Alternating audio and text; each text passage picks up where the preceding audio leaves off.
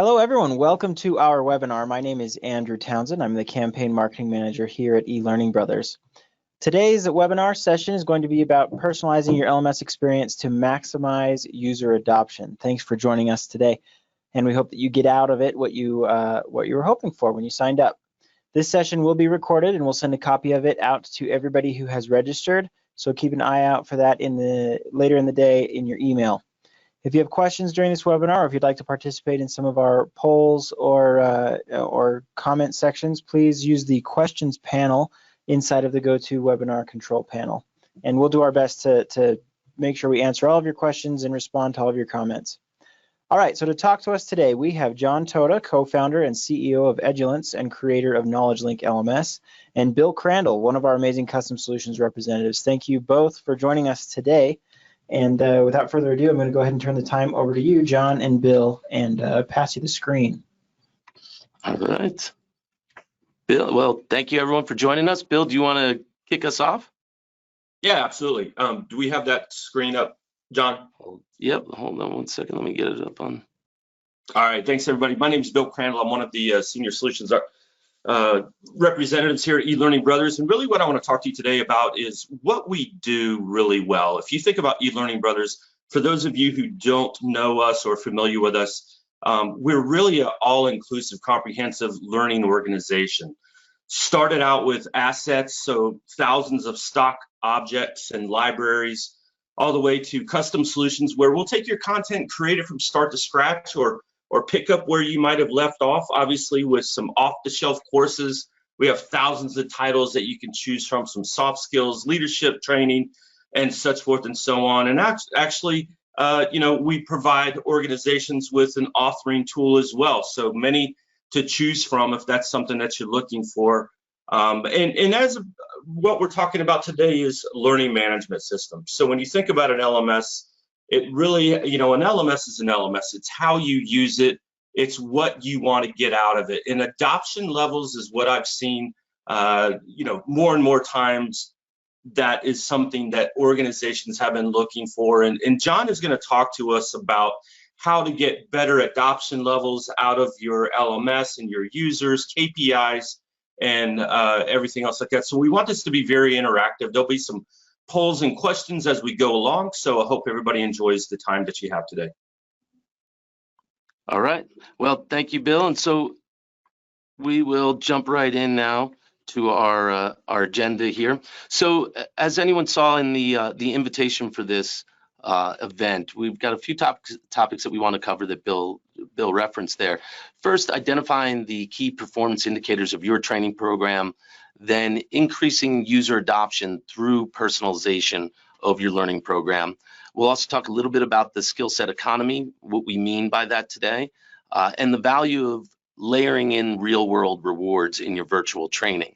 And some of the ways that we're going to talk about how to do that is using triggers to personalize the communications from your LMS, harnessing the power of enrollments and different ways to get people enrolled into content so that we can increase the level of completions and the adoption as a result.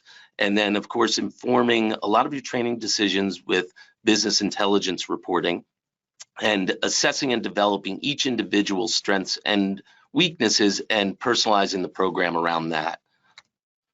So the real key things that we're going to talk about here, just to capture all of that, is determining success metrics for your learning program, personalizing the learning path for each individual user, leveraging business intelligence tools, and rewarding the skills that are earned through your LMS. And when we talk about that, it's not virtual rewards done inside the LMS, but things that you might do in the real world that'll drive up more interest in the learning program for each individual. So as we start each one of these sections, we're going to, as Bill said, we're going to try to make this interactive. So we're going to put a quick poll question out. And on the first one here, this will be a quick poll on success metrics and KPIs. A lot of people will be familiar with KPIs in the business in a business sense, key performance indicators, leading indicators, and lagging indicators for a business.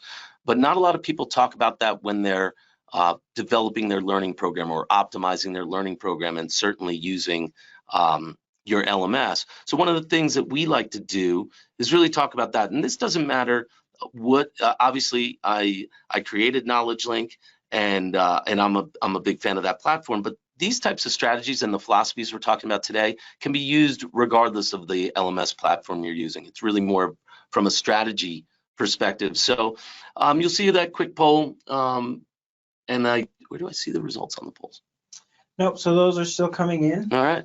We'll give you guys a couple more seconds. It looks like only about 70% of the audience has voted. So I can see that'd be a little higher. Those are our performance indicators. And so one of the things that we want to do in this webinar today is really personalize, because we're talking about personalizing your LMS experience for individual users. We're asking these poll questions at the start of each section so we can get an idea of how familiar you are with some of these tactics and whether you're using them today already or not. So when we talk about KPIs, key performance indicators on a learning program, this helps us determine what actually are the success metrics on a learning program. And so we like to talk about, okay, so we've got, Yep, okay, so here's those results. 69% of you said no, you are not currently using key performance indicators, and 31% are. So, I mean, there's much more saying no than yes. So that's excellent, and that's not surprising. You know, the idea of using KPIs in a learning program is different than most people would talk about. So this is actually expected. So that's great to see. And we'll talk about this from this perspective. So victory condition, a friend of mine had shared this with me, and it's based on the concept of board games. Any board game that you might play is that everything is in the context of what is victory, what is success. And so when we think about our training and our learning and development programs, we need to be thinking about what is that victory condition for your learning program as well. What is success? And that helps us form the key performance indicators that give the context to our program. So what are the leading indicators for success in your learning program? So there is no right or wrong metric. This is very unique to each individual learning program. We're going to talk about how you can track these things. Obviously, most LMSs will track these things, but you don't always have an easy way to see global visual data on these things. So total logins could be one. That's just, are people showing up? Views per user, what's their frequency of viewing when they do show up? Other companies care more about completions per office, the roll up, which offices or which groups of users are doing better than others. Revisits, that's an important KPI for a lot of people. Are your users coming back more often? Do they come once for required training and never come back again? So, and then user ratings, that's an easy one. Most of your learning management systems today will track user ratings, but are you really looking at them on a global level as opposed to an individual basis? So these are just some samples of different KPIs that are easily tracked by any learning management system. But if you use some business intelligence tools, which we'll talk about a little bit later in the presentation, you'll really be able to actually utilize these and make some business decisions on your learning program based on these metrics. And a lot of this is using this as a tool to go to your leadership teams and tell them these are the ways that we want our learning and development program really to be seen, whether it's a success or not, is based on these metrics. So there's no right or wrong metric. It really depends on what the business goals of your learning program are.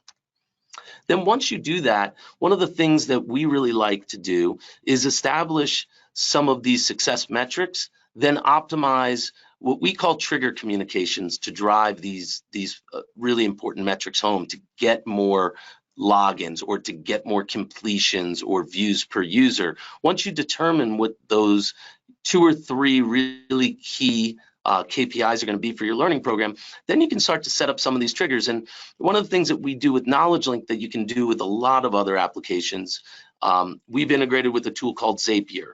And Zapier makes it very easy for any application out there, whether it's your LMS or some other tool, to integrate with email marketing systems, automation systems, whether it's HubSpot, Salesforce, Infusionsoft, or any smaller name out there.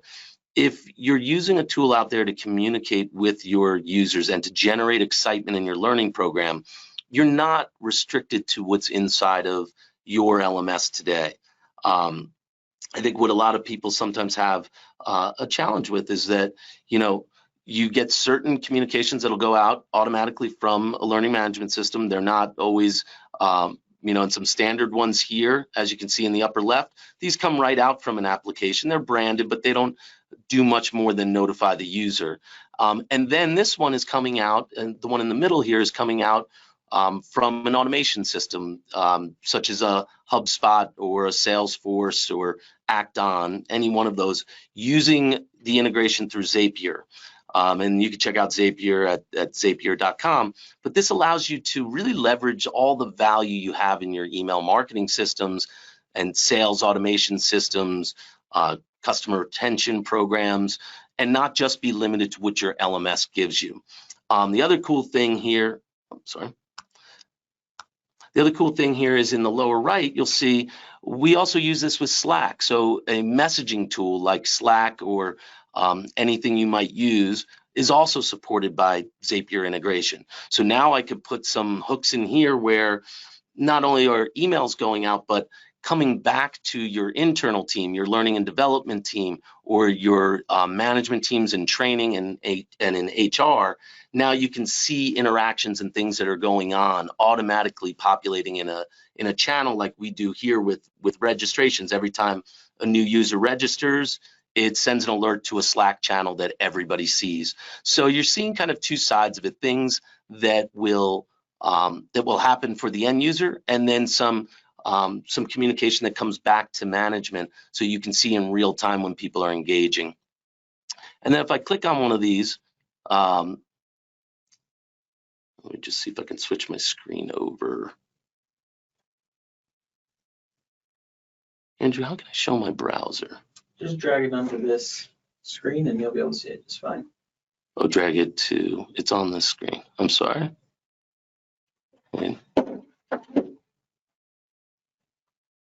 Oh, onto that screen. Oh, onto this one's the one. Oh, that's the one that's sharing. Sorry, everybody. There we go. Perfect. Okay, perfect. Okay, so as you can see here, I just clicked on an email communication that came out, and then it brought me directly to this piece of media. So this single sign-on directly into a piece of content is one of the biggest trigger tools that we use to drive adoption.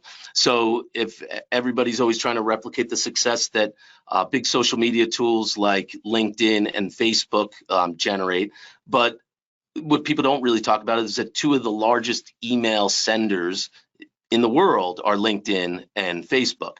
The way they get you to keep coming back to the application is not for you to remember that you want to go check in on your LinkedIn profile or you want to go check your news feed in Facebook. It's that you get an email almost daily that someone's job role has changed, someone's gotten new endorsements, or someone's posted in recently in Facebook.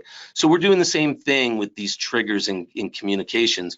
When somebody completes a session, we want to notify them to go and look at the next thing in the series, like we did in this case. Or if there's new content out, we want to get them right to that piece of content, and then certainly you can play and get right into the content from this link. So this eliminates the need of them having to think to log into the LMS, for them to browse and navigate. You want these emails going out to really show exactly what you want them to look at. So it's simply a button in the email, however you send it, whether it's system generated or something a little fancier, like is coming out of your HubSpot or Salesforce or whatever you might have, that it gets them directly to a piece of content. All right, moving on here. So we're going to put another poll out here now because we're talking about personalizing the learning path. And this is going to be a question on, and as I go through the first couple slides, we'll give you guys some time to answer the poll questions. Have you personalized the delivery of your learning program? So what we like to say is once you really identify the success factors and the KPI metrics, those key performance indicators that are important to you, you set up some of the simple adoption tools that are going to get people looking at more content, and just using something as easy as email triggers to get more engagement from your users out there. Now we want to take it to the next level. How do we personalize the delivery of the learning program? How does each individual user get that personalized experience? So that poll is right up on the screen, and you can click directly on the screen to participate in that. So while you're polling, I'll talk a little bit about what personalizing means to us, why we think it's so important. We're very committed here with adaptive learning, really making sure that the learning program adapts to each individual user. And are users forced to adapt to your learning program, or is it the other way around?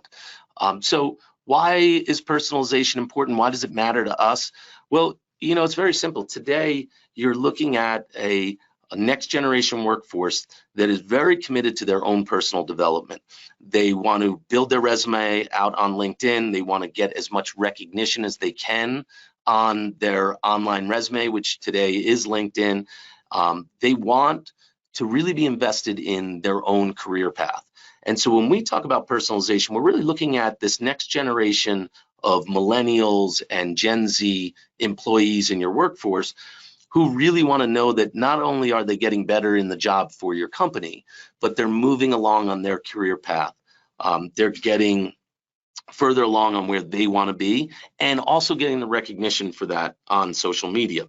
So that's essentially why we care about personalization. I've got those Poll results. So the 59% said no and 41% said yes. So this is cool. It's almost split, that about half of our audience there is actually personalizing the delivery of their learning program, and the other half hasn't gotten to it yet. I think everybody wants to do this. Obviously, it's probably just in a lot of cases, it's just a timing thing. How much effort can you put into it, and do you have the content? And a lot of people tell us they love the idea of personalizing, but they don't have the content to be to personalize paths yet. So of course that's part of the process. But the reason why this is important for everybody, and even if you're doing a little bit of it, to take it one step further, you'll hear a lot of talk about the fourth industrial revolution. And the big fact here is that about 45% of the tasks that people are paid to do each day in the workforce right now will be automated with current technology. And so this is not talking about future technology. It's not talking about 10 years from now, 15 years from now. This was a study from McKinsey back in 2016. So this is real world today. The tasks that your workforce are asked to do, a lot of those are going to be automated, and they're not trained to do the things that truly are important. A lot of those lean on soft skills, leadership, collaboration, creative thinking, adaptive thinking. So we want to start modifying our learning program to really start hitting on those things that are not replaceable by machines.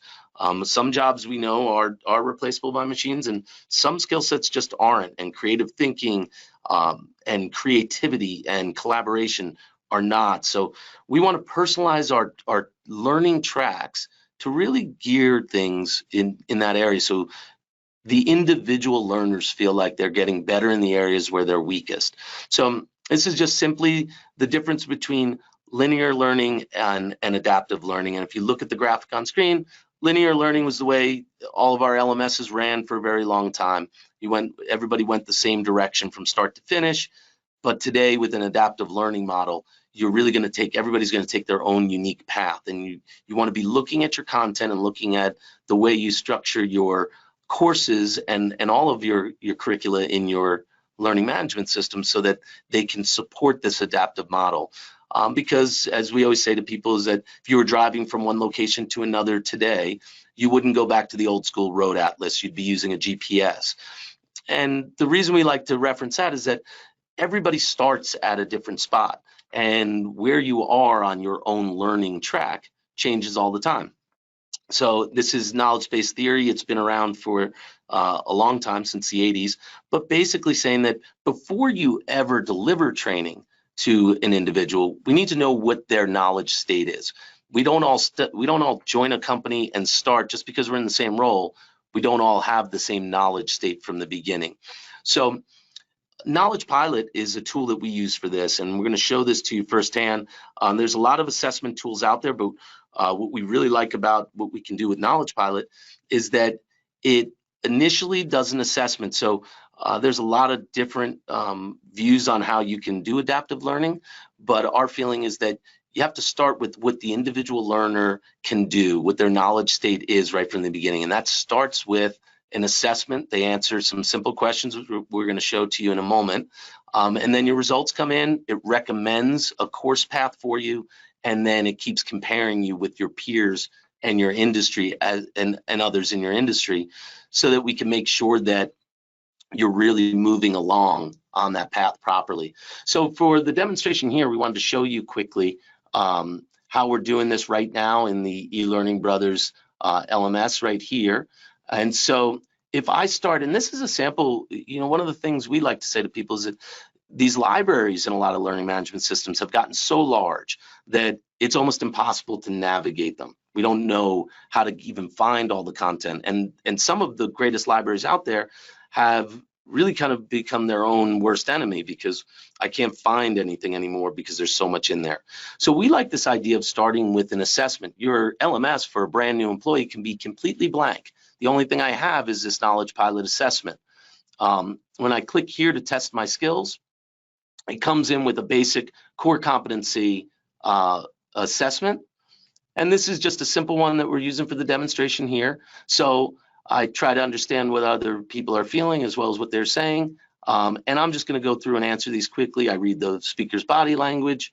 And when you look at these questions, this is a soft skills assessment. You can also do these with hard skills too, but right now there's a lot of interest in really understanding how to develop the soft skills of your workforce. So I'm answering questions that are all related to that. And these are all tied to specific categories of content that I have inside of the eLearning Brothers LMS here. Now it's going to tally up my results from answering those simple 2 questions in each category there. And then obviously I didn't do very well. The 100 is a passing score. I need improvement in all of these areas. So a friend of mine who's in HR said, there's no strengths and weaknesses, or there's no weaknesses, there's areas of opportunity. So when we look at these areas where we need improvement, those are areas of opportunity. That's where the learning program should be adapting to me as an individual and saying, okay, well, in each one of these categories, which might be communication skills, this is the prescribed course for me, which is recommended because I failed at that particular assessment piece, or I wasn't satisfactory. And so now I can click through here and learn how to communicate better with others. I also see the full recommendation, communicating with others, design thinking, and building your leadership skills. So if I click back to the Academy now, what I can now do is start to see these prescribed content specifically inside of my learning management system. So rather than me picking and choosing my path through here and figuring out what's best for me or what I feel should be my personal track, we let the assessment really do a blanket assessment on where I'm at, what my knowledge state is, where am I at with my soft skills at a particular time, and then allow it to assign that content, auto-enroll me into the content that's most important for me to see right now. And now I'm just going to jump back to slides here.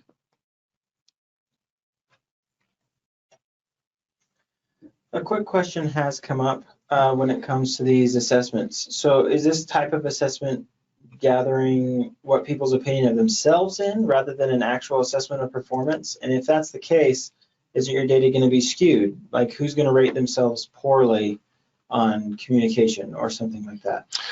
So yeah, I skipped a couple steps in the self-assessment step in this. There's 2 pre-assessments, and just for the sake of the demonstration, I didn't do those first 2 steps. One is a demographics assessment, which basically allows me to select, if you want to choose something like that, my age, salary range, role in the business industry, and that allows us to match them up against other peers in their industry and at their company.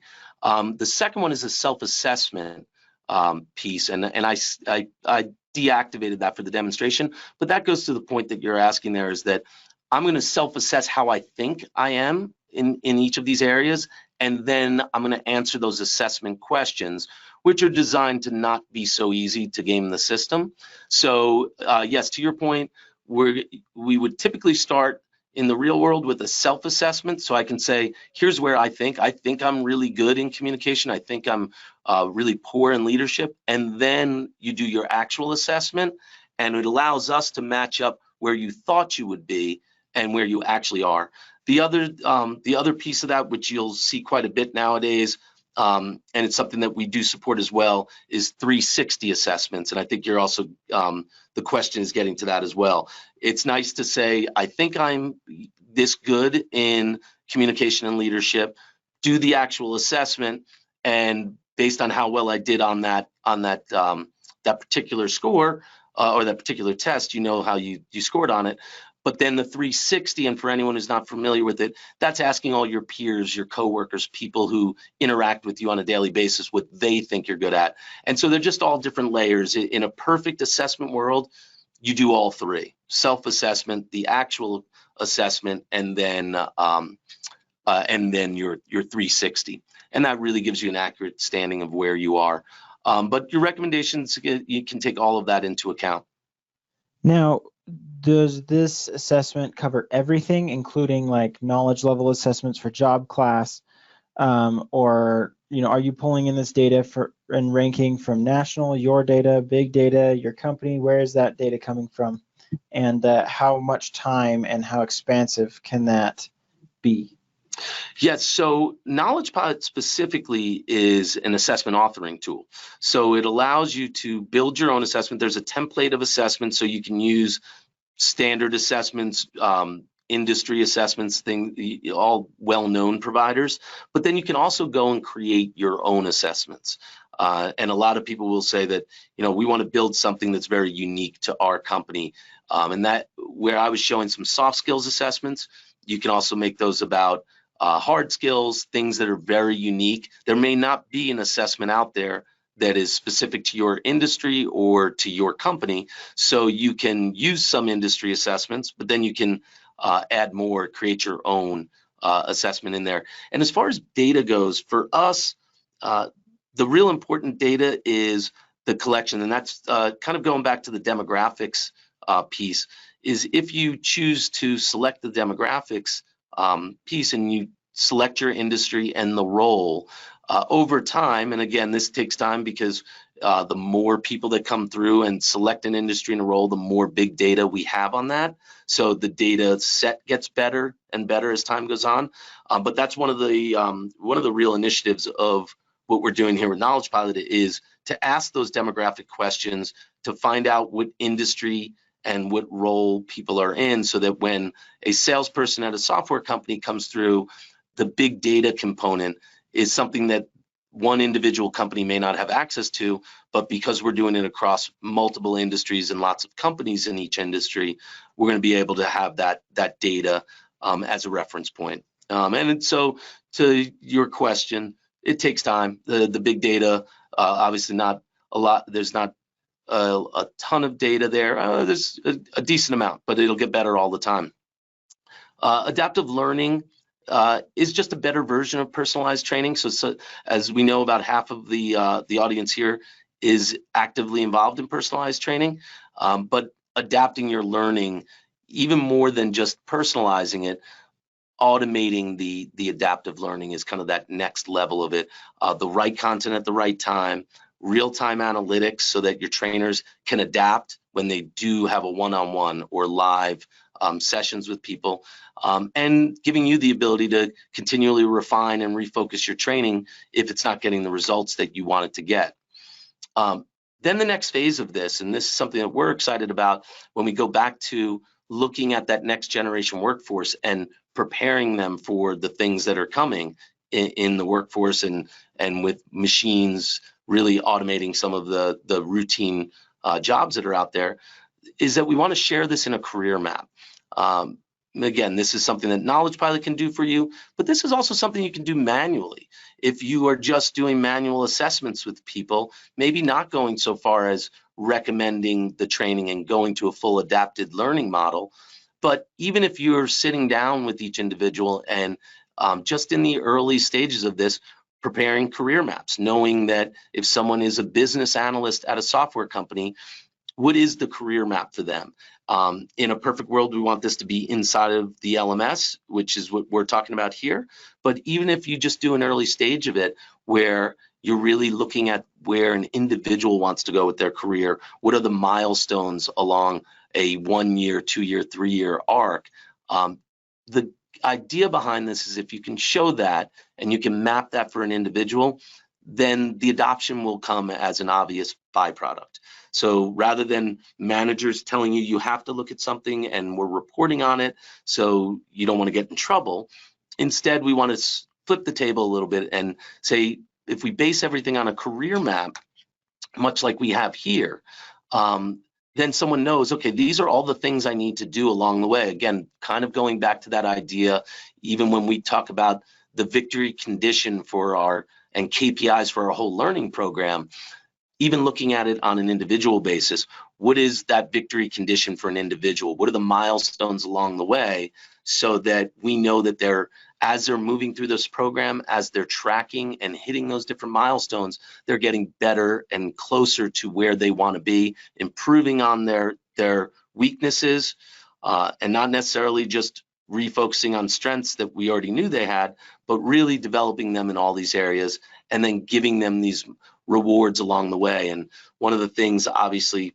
we're going to talk about at the end here is RealWorld Rewards, but even just showing them where they track, having a profile of where you're at. And when you log into the LMS, instead of just seeing a bunch of assignments, you see your map, and it's how am I tracking along my goals and hitting the milestones for my career and my individual professional and personal development. So now we're going to talk a little bit about business intelligence. And again, this goes back to our KPIs. So we're going to ask another quick poll here. Are you currently using any business intelligence tools with your LMS? So we'll give you a moment to answer that while I talk a little bit about this. So business intelligence tools, and it'll be interesting to see how many people are using it today. You might be using business intelligence in other areas depending on what your business is. A lot of people are using business intelligence tools. We've integrated an application called grow.com to KnowledgeLink. And what it allows us to do is create these great visual dashboards so that any one of our, any client can select what those KPIs are, whether it's completions or it's views or logins or completions per user or office. Everybody's KPIs are going to be different. And if you start using a business intelligence tool tied to your learning management system, you can now see global visual data like this that will show you how many users you have logged in and the registrations for a given day, logins for a given day, views in a period of time. So one of our goals is with this is to really put this business data in the hands of the learning leaders. You know, you have tools like this tied to a lot of different business areas, but it's not typical that you have it tied to your learning management system. And with something like a grow.com, which is a tool, a subscription service tool that you can tie to any applications, not only can you pull in this data that shows you real time people who are logged into your application right at this moment, you can track how you're doing on those really important leading indicators that you established in those KPI metrics. You can see it real time, it's visual, it's real time, it's very easy to share with your leadership and executive teams so that everybody's very clear on we committed to hitting these 2, 3, 4 different key performance indicators, and here's how we're tracking towards those. And this is just a nice visual roll-up of how you're doing. Now, some learning management systems may have this, but a lot of them won't.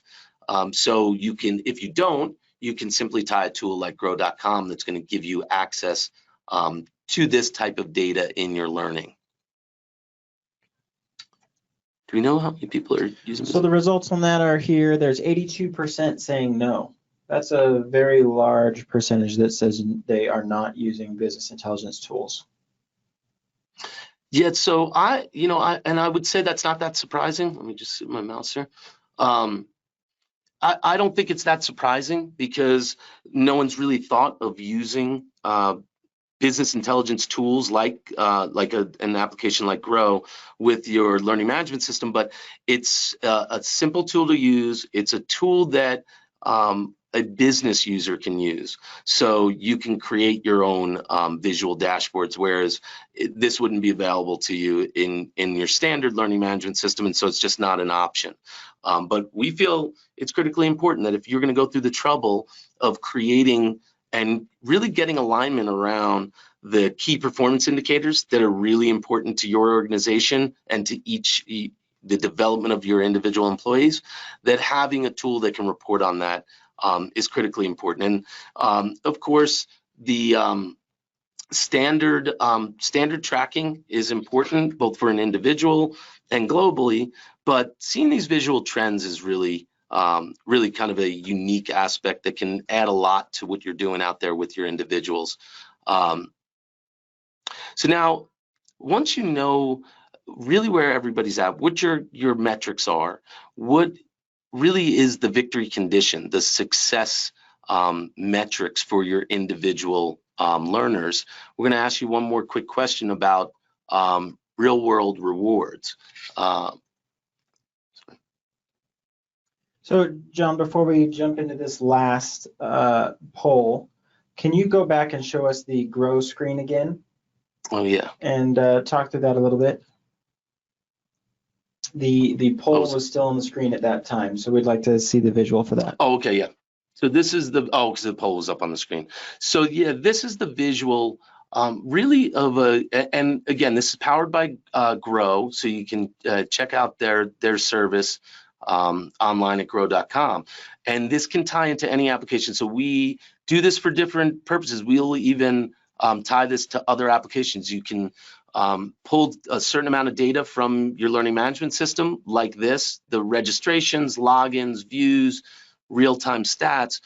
But what's even more interesting is that you can pull data from other areas. So if you want to see how learning in your learning management system relates to the development of a salesperson, if you will, you can show side by side the big picture, the high level. This isn't for individual unique data. This shows you your big trend data on all of your users, but you could show this side by side with sales data, side by side with financial data, side by side with usage of your application. So because Grow, and there's other business intelligence tools out there that are similar to what Grow does as well. Gecko boards is another one that you can check out. I think it's a little less expensive. So Gecko boards and Grow do the same kind of thing. But what it allows you to do is not just see your learning management system data, but see how that overlays or appears side by side with whatever else you might have key performance indicators on. So one of the things that I started as a trainer years and years ago, and one of the problems that we always felt with as running a training program and then working as a training consultant was that when you do your job really well as a learning and development department, it's sometimes hard to get credit for the performance increases that your training programs and learning and development programs have created. So in a perfect example, if you do product training for a sales company and your learning and development programs have really made people better at their job and sales and performance has gone up, when you're looking for recognition for that and more budget to do more things with your learning program, of course, there's going to be the head of sales who's lined up there saying that it was their new products that they released. There's going to be a marketing department lined up there saying their marketing programs and campaigns were the reason for that increase. There's almost no very specific way to say that your training program is the reason that there was an increase in performance at a company. So we like the business intelligence application because now we can say side by side, well, yeah, we know that we had people who were weak in all of these skill sets. And then as the year went on, we developed them, we put them through assessments, prescribed training, they got better in those areas. And here we can show side by side in a BI report that our learning really aligns, our learning programs and the trends in our learning programs align with increases in performance. So it's kind of a nice thing to have if you're running a learning and development program, to really be able to say that, you know, without a doubt, our program is making a difference, and the budget that we're spending on our LMS and all the content that we're developing is actually can show a direct link to performance increases at a company. Great, thank you so much. So I'm going to go ahead and put up the poll on the screen, and we won't keep it up so long, but click right on the screen and let us know what you think. Which real-world reward do you feel adds the most value? Exclusive live event invitation, certificates of completion, social media recognition.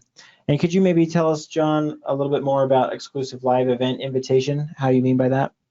Oh yeah, so because we're doing some specifics here, an exclusive live event invitation would be a live webinar like this, an actual physical live event, which would be the ultimate of an exclusive experience.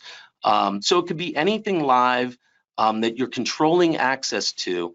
And the reason why we want to control access to it is because basically what we're trying to do is say that if you really do adopt to the training, if you use the training to the level that we want you to, that we know you're going to get results, and so you're going to get invitations to an exclusive event that's not available to everybody out there.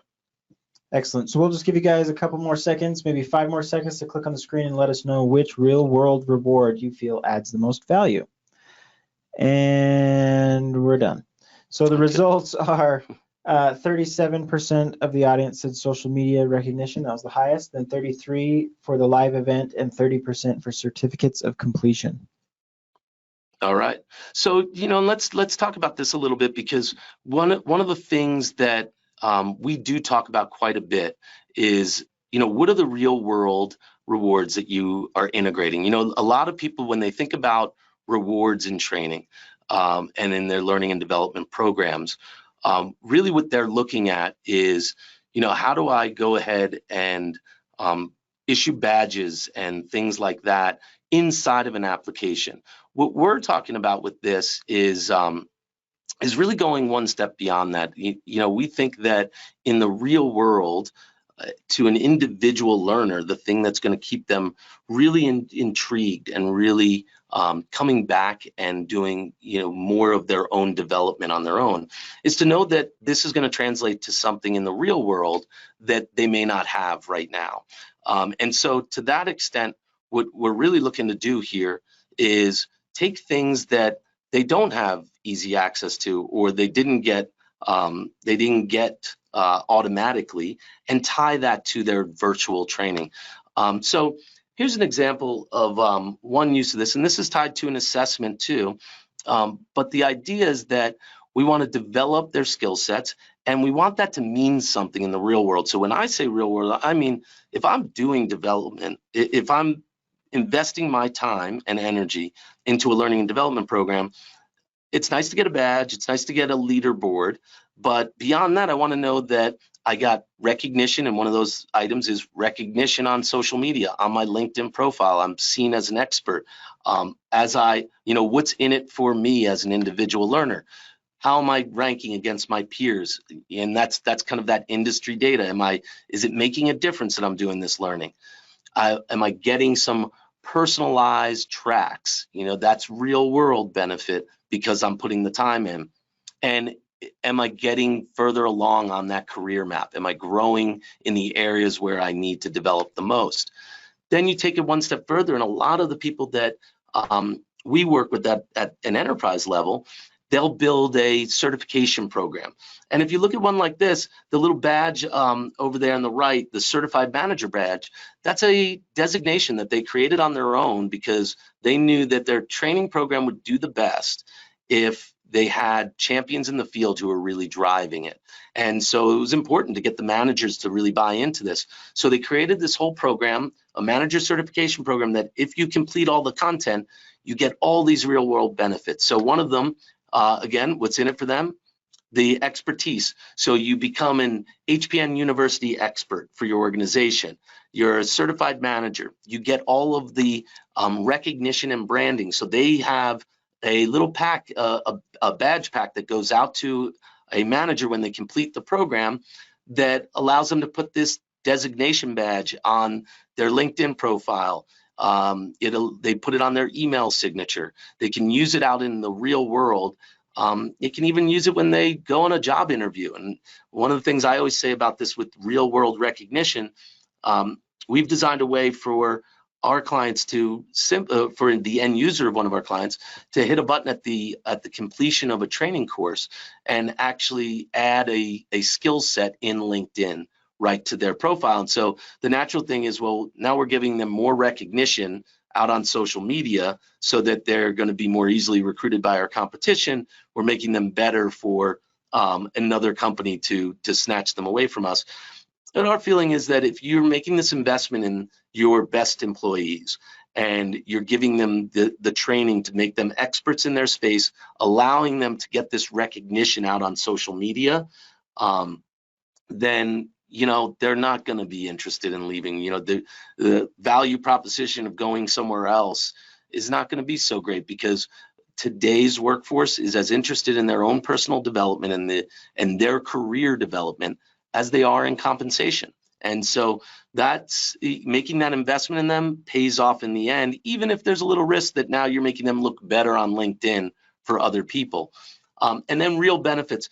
They've done this really well, and we know a number of people who do a exclusive live event once a year, a symposium, if you will, that your invitation is tied to a completion of a certain amount of content in the LMS. In this case, they have an official diploma that goes out on paper, the old school way. People feel like I can tack it up on the wall of my office and frame it, and it feels real. It feels like something more than just virtual training. Obviously, they're using that certification seal that you can use in social media and the signature, and then the owner of the company sends out an autographed copy of his book in this case. So there's probably all kinds of things at large companies that you can find that you can put together, whether it might be a book by your CEO or the founder of the company that could be signed and sent out to someone who completed a curriculum, or it could be a live event, whether it's a webinar or an actual physical event that they get invited to. But all of these things just add to that value of the program in the real world. So just to recap here, determine success metrics, personalize the learning path, leverage business intelligence tools, and reward the skills that are earned. And all of this really lends to, as learning and development leaders, how can we develop the most needed skill sets for each individual at exactly the right time? Things like assessments that lead to a more personalized career path of training, real world rewards that really get individuals invested in their own development. All of this is designed to get people to want to do the training themselves, so that in this stage of online education, we don't need to force it. If you lead with the answer to this question, obviously adoption will follow. And one of the final things I was just going to show you, because it's on my browser, I think, wherever that is. I'm going to drag this over here just to show you quickly some more business intelligence. So I just wanted to show you, because we jumped over this quickly before, but this is an example of an actual customer, a large insurance company who's using the platform in this way.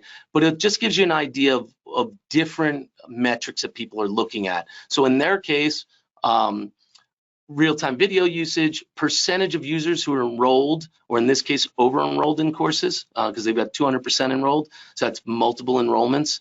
Logins per user, this is a really big metric for them. They want to know how many, how often someone is coming back, average logins over time, things like this. Views per session type. this is really cool. You know, video is 87%, and all the documents are getting 9%. So percent course completion, you know, 25% users are, 25% are users with over 70% completions. And then they're looking at even this kind of data, sessions, courses, really to get an idea on how are we tracking on those all important KPIs. And again, this is unique to each individual company. Everybody's got different KPIs, but that's important to look at when you're making this big investment into your learning and development program. So let me just get that out of the way. So that wraps up all the topics we wanted to cover today. We've got a little bit of time left. Certainly for any questions, we'll open it up. You know, happy to answer or show some more stuff. Anything that everybody's interested in. And thank you for taking the time to be here today. Excellent. Thank you so much, John. I do want to talk about this right here. So as you can see, we're giving away $25 gift cards to those of you that want to demo our LMS. This is the Knowledge Link LMS that John has talked about. Bill, would you mind, Bill hasn't said much on this call, but I would love to know what kind of things you can expect in a call for this gift card. Yeah, absolutely. When it comes to learning management systems, obviously the first thing we want to do is have a needs assessment call. And basically what that is a 30-minute discussion with me on kind of what you're looking for within a learning management system. Maybe you're new to the LMS world, or maybe you're looking to exit out of a current contract that you're in, but definitely getting to know you, better understanding what's working, what's not working, how we might be able to assist you, and definitely go over and discuss during the demonstration some of the things that John talked about today. So it's basically just an open conversation with myself, and takes no longer than 30 minutes, and then we'll schedule a demonstration and we'll ship you off a card. Excellent. So you guys can register for that at elearningbrothers.com, and then at the top there's a little banner that says Learning Management System, and if you click on there, you'll find the registration for the $25 gift card. So give that a shot. You can also just send us an email, info@elearningbrothers.com, and we can reach out to you and arrange what we need to. Anything else that you want to add, Bill, to what John has said today? No, I mean, really, when John and I were talking about this and putting together a strategy, we talked about, you know, when I have conversations with organizations, they, you know, the adoption level is low. People don't want to come into an LMS unless they have to, because it's mandatory training. So if you think about Facebook, if you think about LinkedIn, Twitter, any one of those social, I mean, how many times do we all just go on there and just browse around and don't really do anything? And so that's really what we want to get out of you know, adoption levels and KPIs, and really making the LMS your learner's home, right? So, you know, who likes taking training all the time, right? Let's show of hands, not all of us, but really make it their university, make it their home. And that's kind of what we wanted to hopefully express today during the demonstration. And John, thanks so much for diving into Knowledge Pilot. I've been in this industry for almost 14 years now, and Knowledge Pilot, the assessment tool that we have, is really state of the art. It really gets to know the end user. And, you know, hey, if they think they're proficient in this and they're not, here's a course within the LMS that you need to take to close the gaps of any development that you need to do. So really excited about talking to each and every one of you when you have the time. And Andrew, I'll turn it back over to you. Great. Thanks, John. Thanks, Bill. Thanks, everybody, for joining us. This is where we'll wrap up, and hopefully you'll sign up for more webinars in the future and continue to become e-learning rock stars. Thanks, everybody.